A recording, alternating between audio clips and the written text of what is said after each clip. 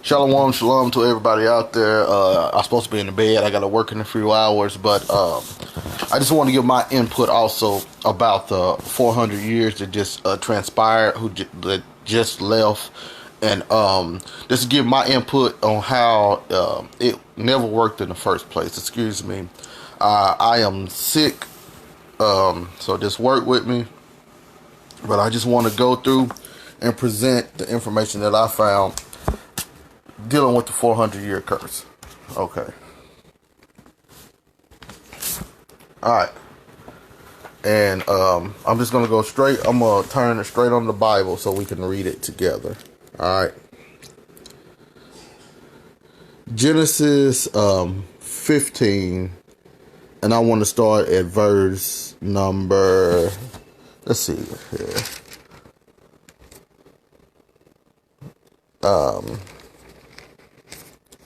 Start at verse number 12. It says, "And when the sun was going down, a deep sleep fell upon Abram, and lo, an horror of great darkness fell upon him. And he said unto Abram, Know of a surety that thy seed shall be a stranger in a land that is not theirs, and shall serve them, and they shall afflict them 400 years. And also that nation whom they shall serve will I judge, and afterward shall they come out with great substance. And thou shalt go to thy fathers in peace, and thou shalt be buried in a good old age. But in the fourth generation they shall come hither again, for the iniquity of the Amorites is not yet full." So first of all, when you read verse 16, I mean, I don't understand why people they overlook this verse so much, and it actually tells you what's going on. So verse 16, "But in the fourth generation they shall come hither again." So wherever Abram was at that moment, that fourth generation, after the persecution or the enslavement of his descendants, they were supposed to go right back into that land that Abram was at. Excuse me, y'all, I got a cold. But now, hello. I hate this weather. So now once you go to Genesis in my Septuagint, I'm going to read it again. "And it said to Abram, Thou shalt surely know that thy seed shall be a sojourner in a land not their own. And they shall enslave them and afflict them and humble them for 400 years. In the nation whosoever they shall serve I will judge. And after this they shall come forth hither with much property. But thou shalt depart to thy fathers in peace, nourished in a good old age. And in the fourth generation they shall return hither, for the sin of the Amorites are not yet filled up, even until now." So we still see the promise. What was the promise? They're going to be afflicted for 400 years. And within the fourth generation, those descendants of Abraham will go right back into the land that Abraham was presently in. Okay? Was presently in. So, is he concentrating more on the 400 years, or is he concentrating more on the fourth generation? Here is he making a distinction, let them know that at this time, a generation equals 400 years. So it's really going to be 400 odd so years, but it's going to be in that fourth generation. Regardless how you look at it, all you have to do is find out where Abram was at this time that he received the vision. That's all you got to do. Find out where Abraham was at the time that he received the vision. So once you go over to Exodus, and sorry y'all, like I said, I got a cold, so just work with me. But once you go over to Exodus 1, now these are the names of the children of Israel which came into Egypt. Every man and his household came with Jacob. And you see verse 8. Now there arose a new king over Egypt, which knew not Joseph. And he said unto the people, Behold, the people of the children of Israel are more and mightier than we. Come on, let us deal wisely with them, lest they multiply. And it shall come to pass, when there falleth out any war, they join unto them, unto our enemies, and fight against us, and so get them out of the land. Therefore they did set over them taskmasters to afflict them with their burdens. So we have the children of Israel being afflicted. But now, so what the promise was, the descendants of Abraham was going to be afflicted in a land not theirs for 400 years. And in the fourth generation, they was going to return back to that same place Abram was at. So once you go into the Antiquities of the Jews, Josephus, the Antiquities of the Jews, who was a high priest, well, he was a priest, sorry, not a high priest, and he knew more details about these prophecies. So let's see what Josephus says. So the Antiquities of the Jews, book 1, I want to start at, well, I want to look at, first of all, chapter 7, right? And look at what the note is. How Abram, our forefather, because this is Josephus, the Jew, how Abram, our forefather, went out of the land of the Chaldeans and lived in the land then called Canaan, but now Judea. So now, Abram went into the land of Judea, the land of Canaan. And while Abram was in the land of Canaan, this is what was told to Abram, whose name was changed to Abraham. So once you go to now, chapter 10, it says how Abram fought with the Assyrians and overcame them and saved the Sodomite prisoners and took them from the Assyrians and prayed that they had God. Okay, so now, once you have Abraham warned, look at what's said right here, book 1, chapter 10, around 185, line 185. After which, before he built his altar, where the birds of prey flew about as desirous of blood. So, this is how they pretty much cut the covenant. But anyway, let's see what he says. A divine voice came to him declaring that their neighbors would be grievous to his posterity. So this is Abraham's descendants. That their neighbors would be grievous to his posterity when they should be in Egypt for 400 years, during which time they should be afflicted, but afterwards should overcome their enemies, should conquer the Canaanites in war, and possess themselves of their land and of their cities. So we have we have Josephus right here, a priest, saying that he understood that 400-year prophecy was supposed to only be dealt with the Egyptians. Once again, it was only to be dealt with the Israelites being inside of Egypt. He clearly says it right here. He clearly says it. You can't get around it. This is a priest from the 1st century, and you better believe that he knows prophecy way better than us in America knew prophecies.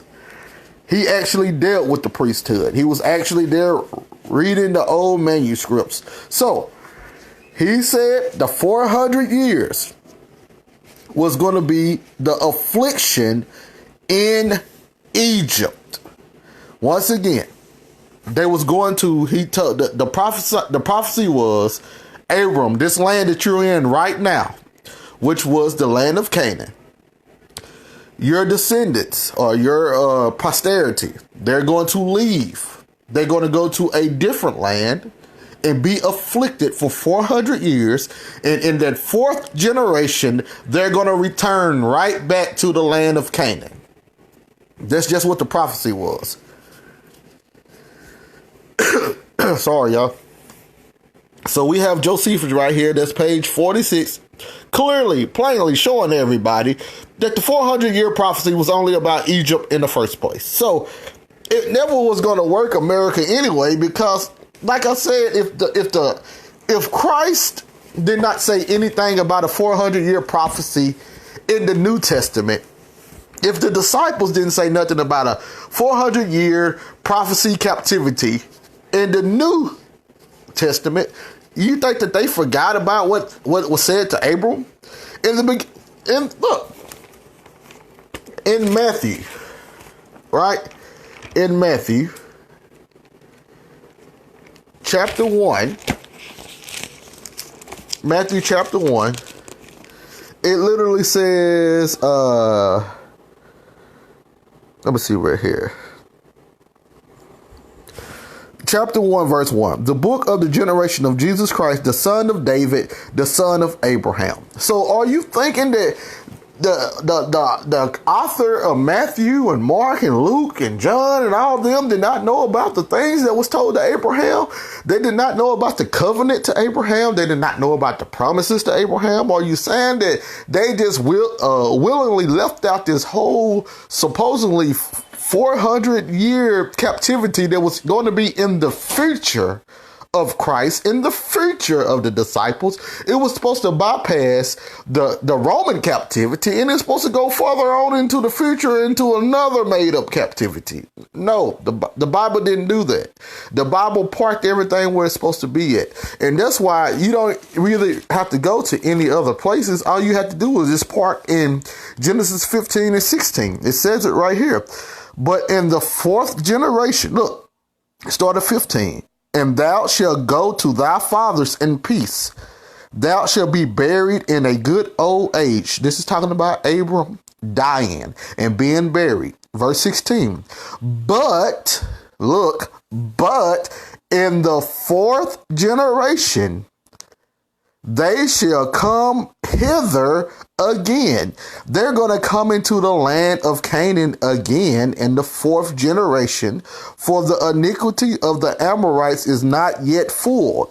They could not do it right then because the Amorites had to fill up their sin. And Jerusalem had to do the same thing in the New Testament when he said, fill up the sins of your father, and in Revelation, fill up the cup, the measures. I might have got that backwards, but y'all get what I'm saying. But the point is, the fourth generation, they was going to return right back into the land of Canaan. So what you literally have here is them being a stranger in a land for 400 years. And after the 400 years, they will return back to the land of Canaan with great substance. That's what you have. They're going to be in a stranger in a land, which was they left. Did they? Hello, I think. Let's see here.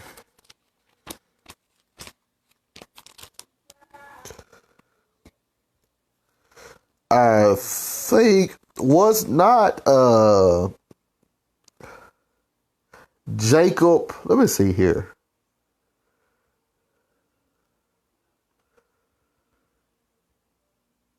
I think was not Jacob in the land of Canaan.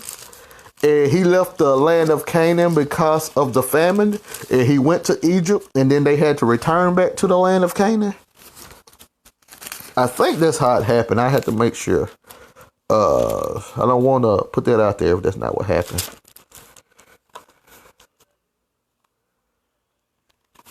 Y'all check that out, because right now I'm kind of sick and I don't got it together.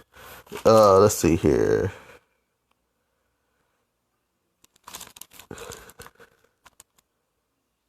Yep, right here. Genesis 45 and 25. And they went up out of Egypt and came into the land of Canaan unto Jacob their father. And he told him, saying, Joseph is yet alive. So Jacob and the rest of the Israelites, the forefathers, the patriarchs, was in the land of Canaan. They left the land of Canaan to go into the land of Egypt. And then the prophecy was they was going to return back into the land of Canaan. So once again, you have Israel being in the promised land, leaving because of the famine. And then after being afflicted for 400 years, they was going to return back. In that fourth generation, they was going to return right back into the land of Canaan. The Most High himself wasn't worried about a 400 year. He just put that in there. He does that a lot. And you can see that through Josephus dealing with some of the time prophecies. Those numbers are not meant to be exact. They're meant to be ballpark figures. He was mainly worried about the fourth generation. That's what he was worried about, the fourth generation. He wasn't worried about the 400 years. 400 years was just a marker for 4 generations. So that's all you have. You have them being in the land of Canaan, them going into the land of Egypt, making them strangers in that land. Then they was going to be afflicted, and then they were supposed to return right back to that land that Abram was in, which was the land of Canaan, which is the land that they came from. That's all it's about. That's all. Nothing spectacular, nothing mysterious, nothing American. And if you didn't just go through the Bible and find it yourself, you have references like Josephus. Pick up your commentary, guys. Let's do it. We gotta quit with the nonsense. Don't be scared to pick up a commentary. Don't be scared to pick up Josephus. He knows way more about the Hebrew roots than anybody does here in America. No matter what they try to tell you, don't listen to him. He was a traitor and all that stuff. No, he told them, hey guys, we're fighting against the Most High. The Most High said that this was going to happen, so ain't no need for us to fight against it. And that's exactly what he said. That's what he did. He said, I'm not going to fight the Romans. This was prophecy. What I look like fighting the Romans and being killed?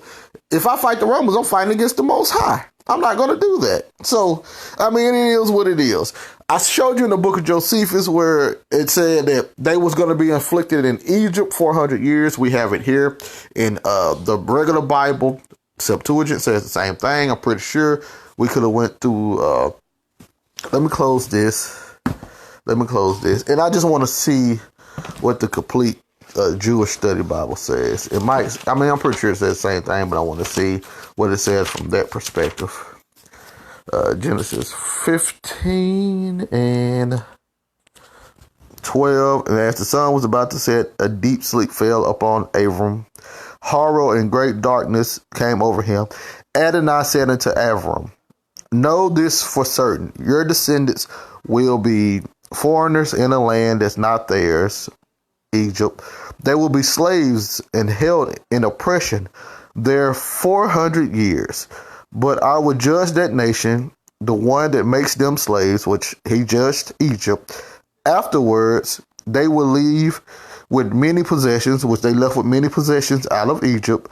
As for you, you will join your ancestors in peace and be buried at a good old age. So Abram, you won't go through this. Your descendants will. Only in the 4th generation will your descendants come back here, because only then will the Amorah be ripe for punishment. So, let's see here. Okay, so we have it right there. So you have all you need, everybody.